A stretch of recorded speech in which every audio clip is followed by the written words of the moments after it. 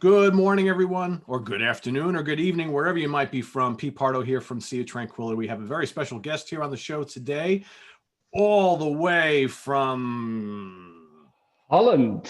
Holland, exactly, Mr. Arjen Anthony Where's Lucassen that? from Ayreon and Starone and many other projects. Good morning, my friend. How are Way you? too many. Way Good too many, morning. exactly. I can't even keep up with all the projects you've I know. I gotta stop it. Well, but you know what? It's good to be creative, right? I mean, that's what It's my life. Some people tell me take a break. I can't rest. What are you gonna do when you rest? Yeah. Okay, I watch a movie and that's it. But apart from that, if I rest, I get very restless. So I have to keep going. There's something to be said for doing something as a career that you really love and you're passionate about. Oh yes. I mean, You've been able to do that now for many years. Right. Yeah. Making my hobby my profession. I mean, and it's perseverance. It's not talent. I don't have talent.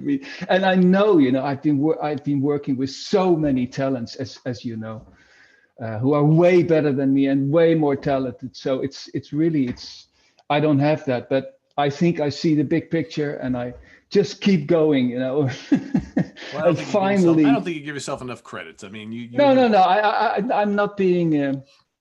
No. It's really true. I mean, I see the big picture. That's my strength, and I know what's good and what's bad. That's my strength, I guess. Yeah. So before we kind of go in what's coming from you, let's go back just a little bit in time. So Sure. This was the most recent release that we've seen from you. You got it. And good album, little bit different than some of the things we've seen from the Ayreon kind of project before. Yeah. Specifically kind of like the storyline, right? So you've had a lot of kind of continuing themes, whereas this is something a little bit fresh. You had an accompanying comic book, right, that came with versions of the album, which is kind of cool. Me being a comic book guy, that's pretty cool. Could you talk a little bit about how this album came to be and the story behind it, and whatever other kind of stories and anecdotes you might want to give regarding this particular release here? Yeah, sure. Well, you're right that it's different because it wasn't meant to be an Ayreon. It's basically I'm a huge film freak and a huge sci-fi freak and a huge horror freak, and I wanted to do like a horror movie or a ghost story, and I wanted to do a movie. That was basically what I wanted to do. So this whole album was written as a movie, so not as a rock opera, or not as an Ayreon or Star One or whatever.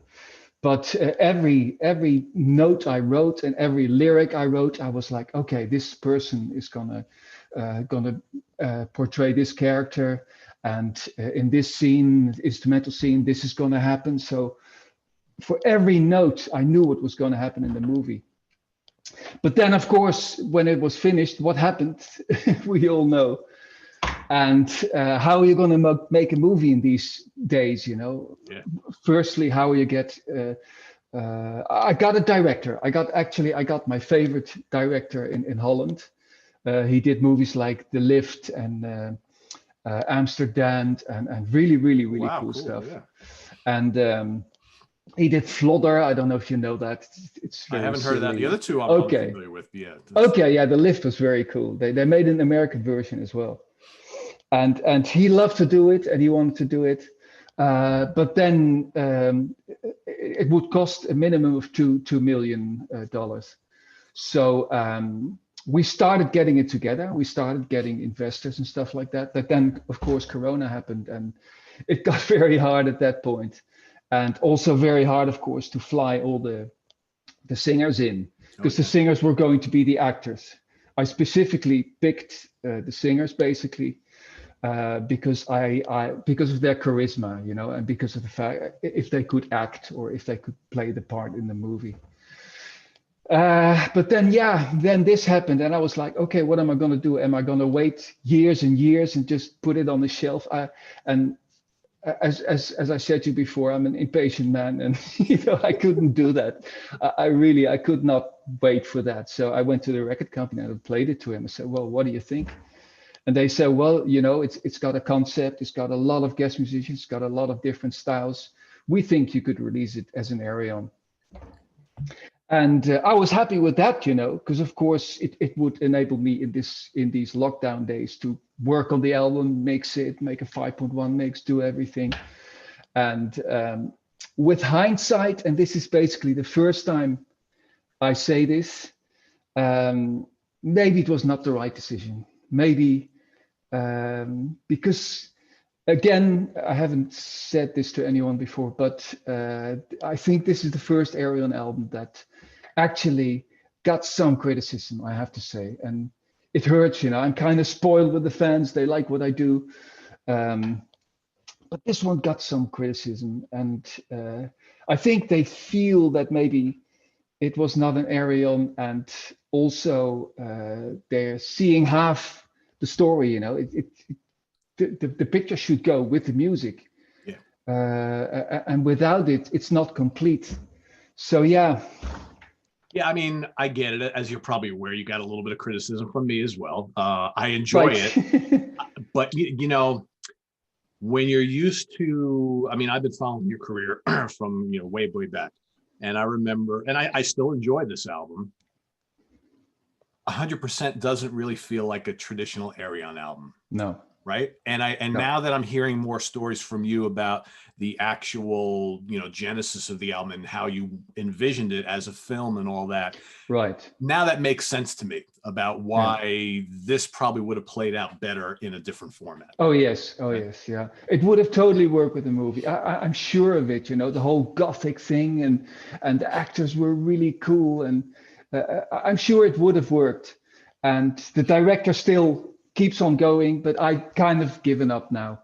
It's like, I started a new project, which I'm really excited about. And that's the way it goes with me. I never look at the past. It's what I've done. And especially because the reactions were so, to still put so much time and so much money in it. I don't know. So, yeah. But for still, now, you have to be pretty proud of a lot of stuff from this album. I mean, first of all, you got to work with Tom Baker. That's Mr. Doctor Who himself. Man, you see the goosebumps. Yeah. Oh man, getting him was like, and it was one of the most beautiful days of my life with him in the studio, and he's such a gentleman, and he went for it 100%.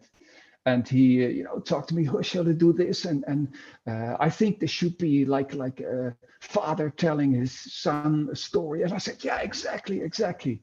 And he completely got it. And he's 86, He's up there. Wow. Yeah, and he's still 100%, and his voice is better than ever, I think. He's got that old man raspy voice. And that was brilliant. That was just brilliant. And I'm so happy with it. And maybe, too happy with it, but because maybe I put a bit too much narration on the album. I mean, I got fans saying, could you have released two, one without the narration? But that would not have, like War of the Worlds without Richard Burton. Come on, or it's got to have it, right? Yeah. Journey to the Center of the Earth without David Hemmings. I mean, I always loved it. I was waiting for Richard Burton or David Hemmings or, to talk. But yeah, I can imagine that people are not too wild about it. But I got Tom Baker. And that's all. That's all that matters. I mean, and when you think about it, you have been able to amass an incredible list of guest star vocalists for all these albums over the years. I mean, at this point, is it more about them wanting to appear on one of your albums, or do you still have to go and do a lot of work to get it's them? Happening. It's a luxury position. In the beginning it was hard, Oh, sure. I remember the first one I got was Barry Hay from Golden Earring, and then I got Lenny Wolf from Kingdom Come. Yep. I was going for Robert Plant, but so obviously who do you try after that? Lenny Wolf. And I loved Kingdom Come, and both these guys said yes. And that was the beginning of an addiction. It's an addiction. Like it's such a great feeling when a musician you listened to as a kid and you looked up to all your life is actually appearing on your album. That's the ultimate compliment. That's really, so it became an addiction, and I just started asking more and more and getting more singers. But in the beginning it was hard. They didn't know who I was. I would love to work with people outside the prog and metal realm, but you can't get them, you know. As soon as they hear concept album, it's like, or rock opera, or even prog or metal, it's still dirty words for a lot of people. Yeah, I can imagine. So who's on your like dream list that you would love to get? Well, obviously it's the guys I grew up with, you know. Obviously it's Ian Gillan, Robert Plant, Dio, unfortunately not possible anymore. All these guys, you know, all my Blackmore.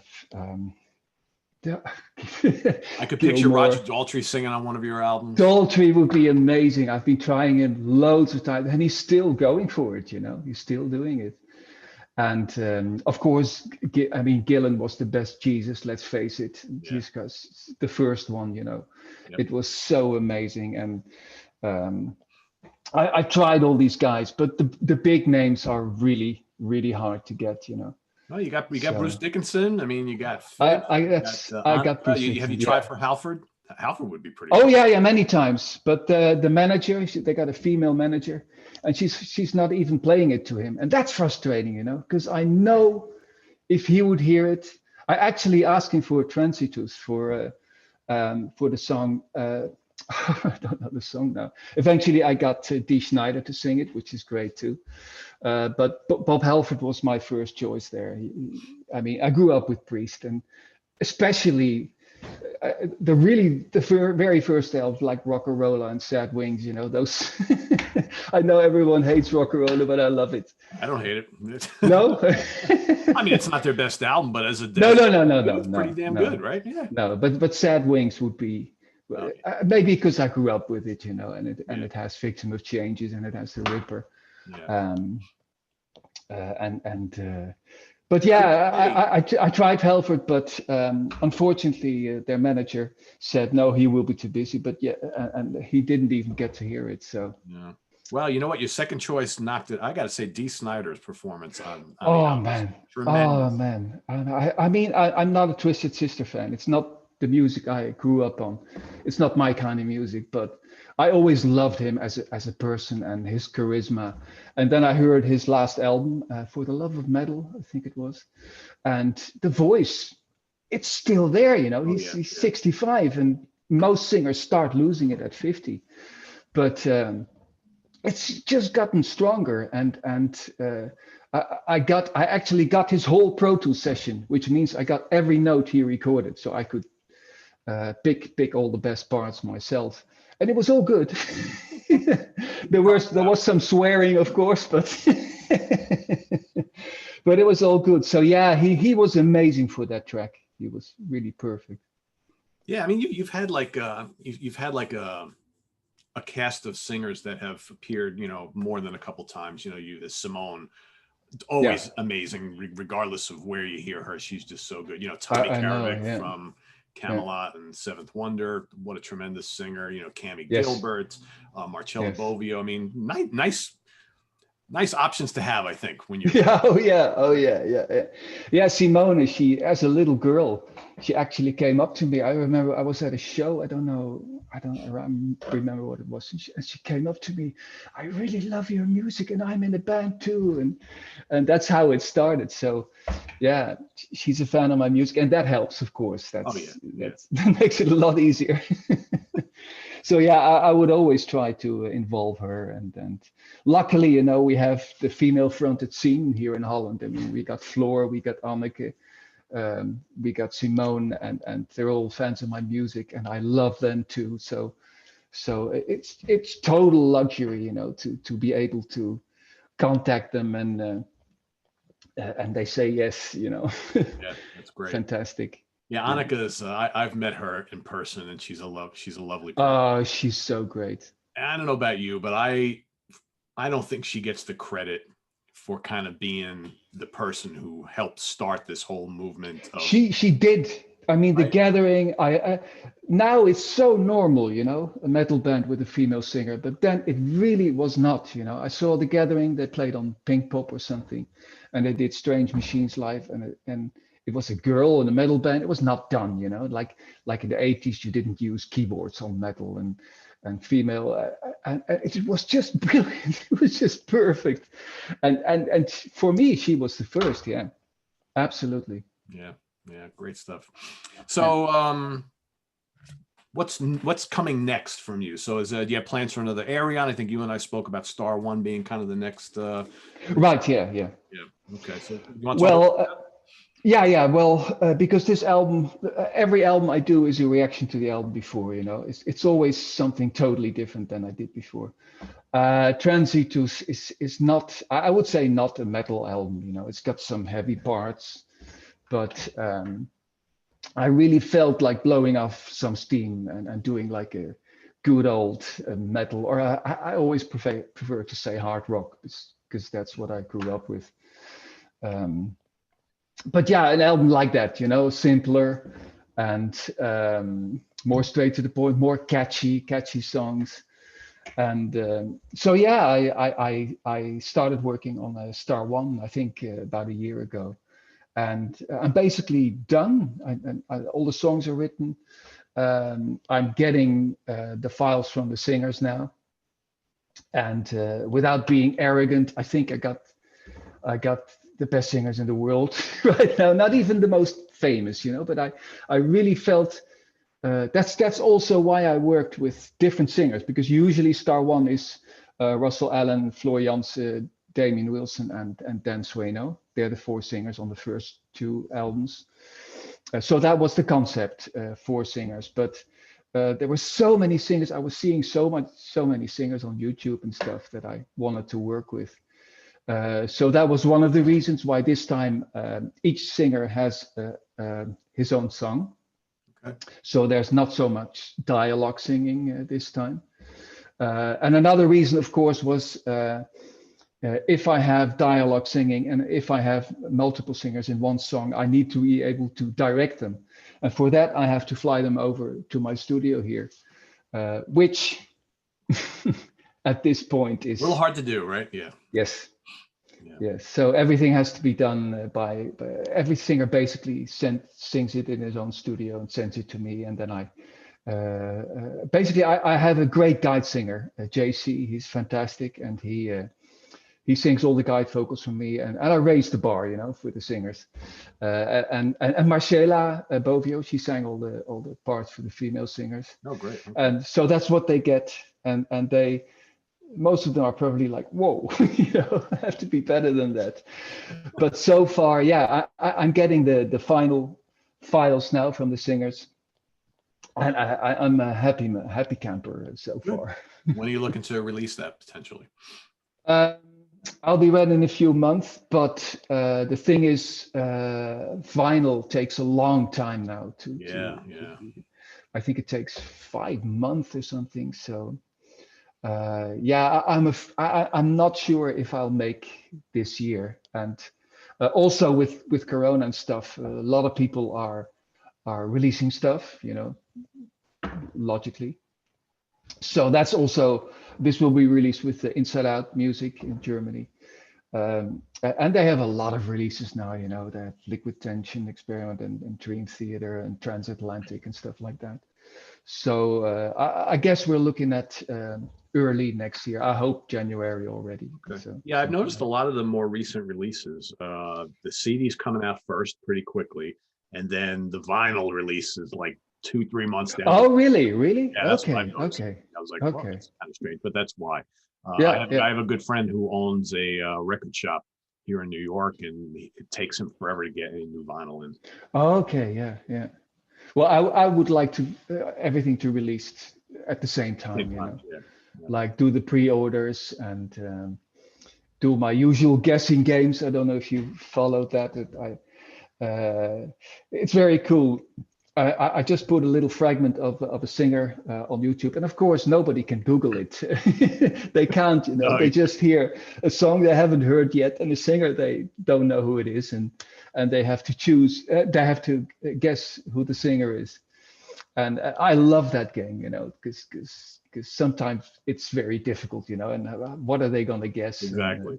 And that's why you're not going to tell me who the singers are here on this show. I'm not going to. Spoil all the fun, right? Definitely. Actually, I was looking up, I couldn't believe it's been like 10 years since, or more than 10 years since the last Star One album. I'm like, wow, time is. I know, yeah. And the first one, 20 years. So it's once every 10 years. I mean, it seems like yesterday when those came out. And like, well, it's going so fast, yeah. Oh, man. I mean, yeah, as like a victims of modern age, I was looking it up. I'm like, man, it's been over 10 years. It's like, it doesn't. I know, yeah. So speaking about other projects you've got going on, so any plans to revisit in the future Guilt Machine or The Gentle Storm? I know those were both looked at pretty favorably by I'm not sure, because Guilt Machine, none of the musicians on there are available anymore because of various reasons. So I don't think it would be right to do it with other musicians. And also, I love that album so much. Yeah, it sounds so arrogant, but every time I hear it, I think I can't do better than this. Really, so I don't think I will do another Guilt Machine. I think that's, yeah. Just yesterday, I've been watching your show with album bands that made just one album. So I think you could put Guilt Machine in there, because I don't think. Well. I don't think. Yeah, I've actually been checking them out. I love your show, man. Thank you, I appreciate it. It's really. I'm watching them all. It's cool. It's like I watch a movie in the evening on my big screen TV, and then afterwards I go to YouTube and I just on the couch and watch. We're all just music nerds talking about stuff we love. I know, but so much, man. It's scary. It's scary. Some stuff I haven't even heard of, and I know a lot, and then immediately I check it out, and it's already discovering some cool stuff. So cool. Well, make sure you tune in tonight, because I got a very cool show happening tonight. I've got Mike Portnoy on the show tonight, Kurt Vanderhoof from Metal Church, and Jim Bocci from Hitman, and we're all going to talk about our favorite power pop albums. Okay, power pop. Whoa. Yeah. So like tonight, so we get to talk about like the Raspberries and all sorts of other cool bands from the 70s and 80s and whatnot. Okay, cool. So that'll be kind of fun. Something a little different. That was Mike's request. So Mike wanted to. Oh, cool. He's a big fan. He loves Jellyfish. Okay. A lot of those. I know Jellyfish is his big thing. Yeah. So Kurt actually really likes my music. He contacted me a couple of times, and we've been in touch. So please say hi to him. You guys work together. That'd be pretty cool. Yeah, maybe one day. Yeah. I love his prog project that he does. What's it called again? Transatlantic or Sons of No, not Portnoy. Kurt van der Hoof. Oh, Kurt. Oh, you mean that is I can't find the name either. Geez, I'm drawing up. It's a little bit Kansas-like. Yeah. I love it. It's very cool. He's going to be pissed at me that I can't remember. Okay. I'm drawing a complete blank. I know. They're great, and it's a great band too. Oh my God. I know. He did 2 albums with them, I think. Getting old sucks, Arjen, man. I know. I have the same. I should know all this stuff. Oh my God. I know. I have the same. It's awful. Anyway, I'll think of it before we go off, hopefully. But please say hi to him for me. So. I will. Yeah, I'll be talking to him tonight, so I'll do that. Cool. Yeah. So kind of along those lines, any other kind of like collaborations or projects that you're looking at or thinking about for the future that you want to kind of? Well, you mentioned Gentle Storm. Again, when I listened to the album, so much work went to it, so much love went to it, and together with Anneke, working with her is great. And again, I don't think I can make a better album in that style. So if I would do a Gentle Storm, I would do something really different. Maybe more in the old Gathering, more atmospheric, more. Yeah, I mean I love that first album. That's quite good. Yeah, quite good. And of you course, mean the Gathering? Oh, you're looking it up now. I have to. Presto Ballet. Presto Ballet. That's it. Sorry, Kurt, if you're watching.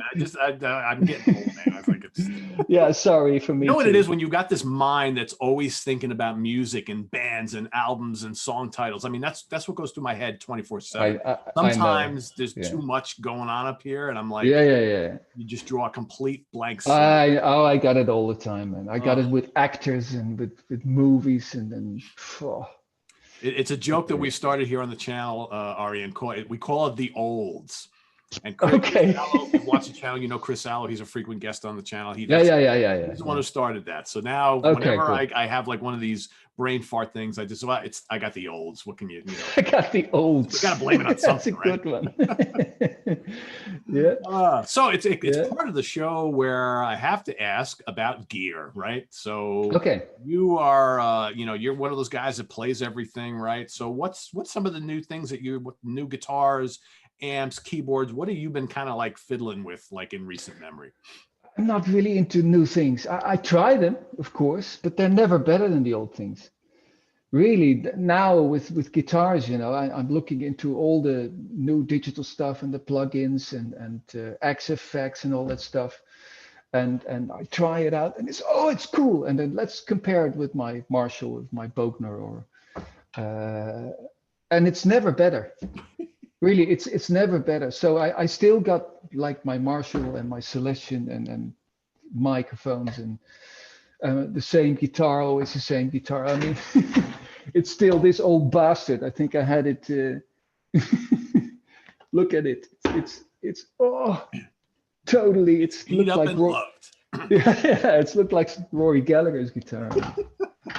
But I mean, the old stuff still works for me. And same with the analog synths, it's I know some of the new software synths, they sound really cool, but I love the old synths because they got a mind of their own, Yeah. And you can twiddle the knobs and make your own sound and not some sound that someone else made for you. So as far as the keyboard, so what do you actually have like there at the house? Like do you have like a Hammond laying around, a Moog laying around, a Mellotron? Yeah.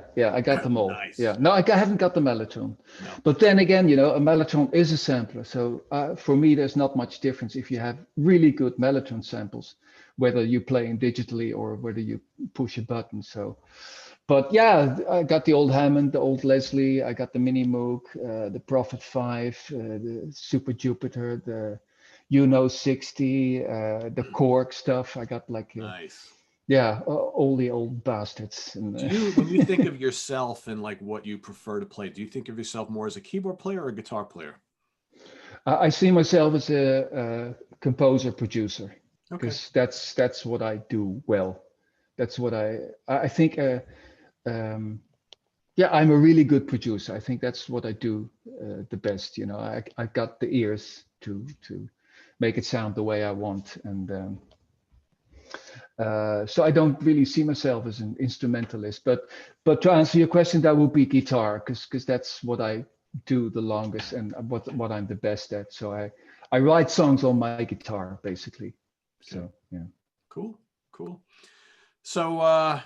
Kind of in closing, what are your kind of final thoughts for everybody in this weird time and how we all best can kind of get through this to better things ahead, whether it's later this year or next year, whatever, and specifically coming from your world, what they can kind of expect from you over the next year? Well, yeah, I would say take the vaccination, I got it, I'm that old. I got it a few weeks ago and I was fine, I was fine. And I'm talking to people and people are afraid. But yeah, I think it's, it could be the end of this, and we could do shows again if it helps, of course. So, and what was your other question? Oh, just kind of like what they can expect from you going into the next year or two. Okay. You mentioned shows. I mean, so you normally do live shows, and when you do, they're kind of special. Any thoughts to when that might happen again, potentially down the road? Yeah, actually, we planned shows this year, September, because somehow it became a 2-year thing. We did the theater equation in what was it, 15, I think it was. Yeah. Then we did the Ayreon Universe in 17, and then we did the Electric Castle stuff in 19. So yeah, we were planning in 21. Of course, that's not going to happen. The thing is, we need a year to set it up because it's so complex, and you have to get all the musicians and all the singers together. It's a group of 100 people, who set it up. So you have to start a year in advance. So I hopefully next year, but I doubt it, then everything would have to be better this year already. And I think that's a bit. Yeah. Well, you guys got to get together, rehearse, put the whole thing together. And that's, you're talking about big production, Ty. This is not. It's a huge production. Yeah. Yeah. Yeah. Because for the last show we had, I think I got a present here from the municipality of the place we played, and it was 12,000 visitors from 64 countries, just in 3 days. So that's pretty incredible. So, it's incredible. It's still, for me, it's like such loyal fans. It's fantastic. Yeah, I mean, there's something to be said about that, right? When you have such a loyal following that's been there for many years, that understands and appreciates the fact that, you and your fellow musicians that have appeared with you on albums and whatnot don't do this thing live all the time. So when you do it, it's special.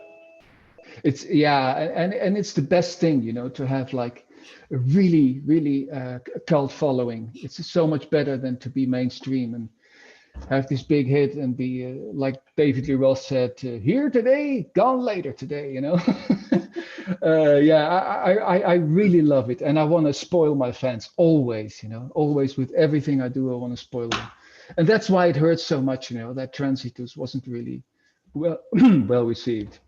So yeah, with the new album, I really want to spoil them again, and I got some of the best artists. Actually, just a few days ago, I got a confirmation from my favorite guitar player ever, and of course, I'm not going to say who it is, but he's going to do it. And I was jumping around here in the house. Wow. So, yeah, that's really a dream come true. So. That's fantastic. Amazing. I see you think.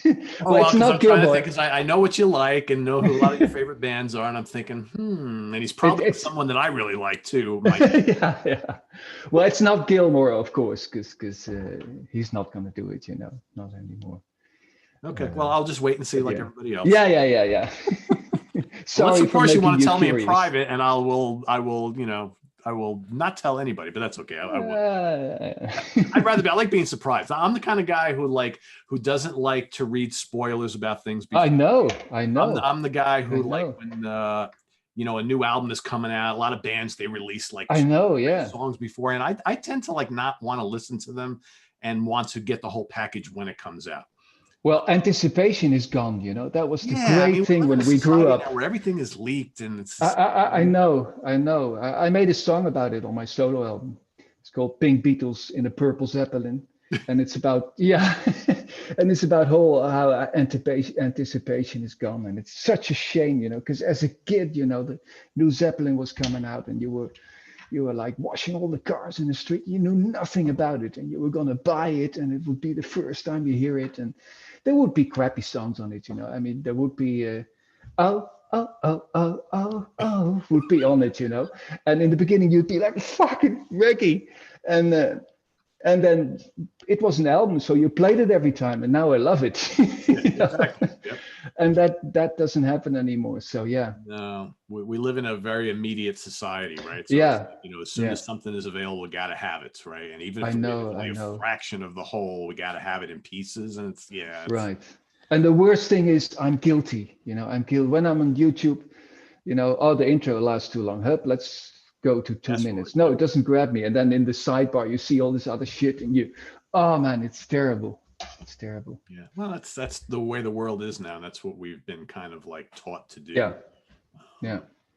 Yeah. But I'm stubborn, I'll just keep going what I do and releasing double albums and songs of 20 minutes and shit, I don't care.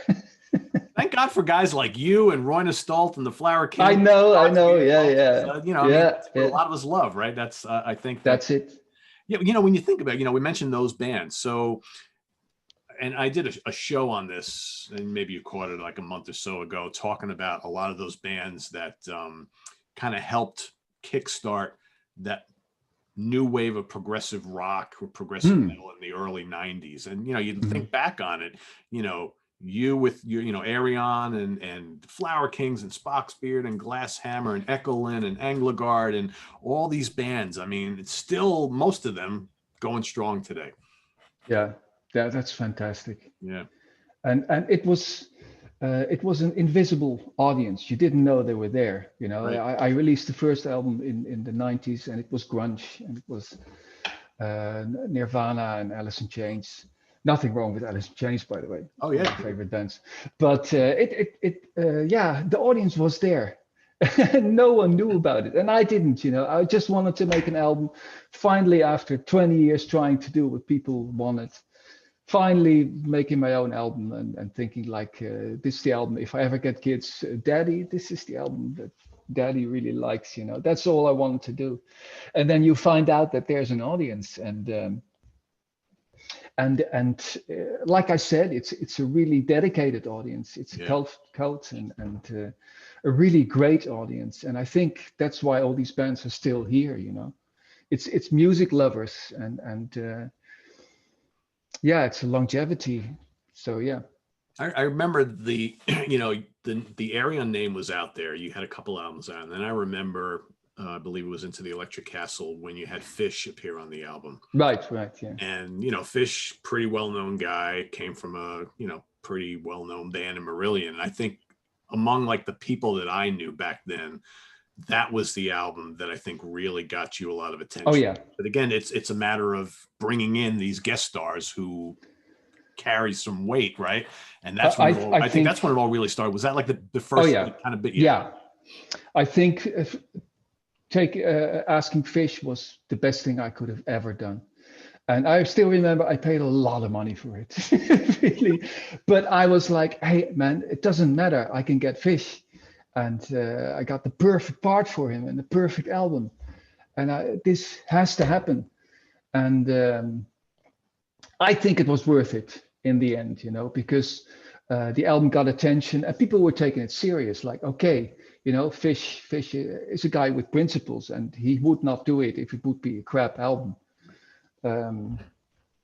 So yeah, that really did the trick. The third album, you know, the first one just showed me that there was an audience. Then I made the second album, Actual Fantasy, which didn't do so well because it was so different than the first one, and it was not a rock opera. I didn't have big names. And then with the third one, I was like, I got to go all out now, you know, spend everything I have and get some big names on there. And that definitely worked, yes. And now the big names want to appear on your albums, right? So there you go. All these years later. I know it's getting easier. It's getting easier. Yeah, fantastic. Cool. Luxury position. Yeah, exactly. Well, we look forward to the new music coming as always. And so hopefully we get a new Star One album either by the end of this year or early into next year. So we're all looking forward to that. Right. Excellent. And you want to give any links of places on the internet where they can go find more information about what's going on with you? Just arjenlucassen.com. I think it's, yeah. And Facebook is basically where most shit is happening right now, and everyone can find me on Facebook, and I'm very approachable. I always answer everything. So yeah, if you have any questions or whatever, you can always contact me. Sounds good. Yeah. So it's been a pleasure talking to you. We chat quite a bit on Facebook, actually. Yeah. Good to kind of do this, and we'll have you back on, right? So I would love to have you on the show. I hope so. Yeah. Awesome. Yeah, I would love to do a show with talking about music and stuff. Not about my own music, you know, but we will make that happen. Stuff. We will definitely. Yeah, I would love it. You know, I would love it. I would. Maybe we'll get you and Kurt on the show together, and yeah, we'll good idea. Metal or something like that. Good idea. Found a good topic. Yeah. Okay, we'll make that happen. Yeah. I will talk to you. Cool. Looking forward to that. So everybody visit us on the web at www.seatranquility.org. We're on Facebook, we're on Twitter, of course, we're here on YouTube all the damn time. I want to thank Arjen Anthony Lucassen for joining us here today from Ayreon and Star One and lots more. Look forward to that Star One project coming up at a record shop or online shop near you, hopefully within a year. So for Arjen, I am Pete Pardo. Have a good day, everybody. See you tonight with the Hudson Valley Squares and a cool show on Power Pop with Mike Portnoy, Jim Bocci, and Kurt Vanderhoof. That's all coming up tonight here on the channel. So we'll see you then. Take care.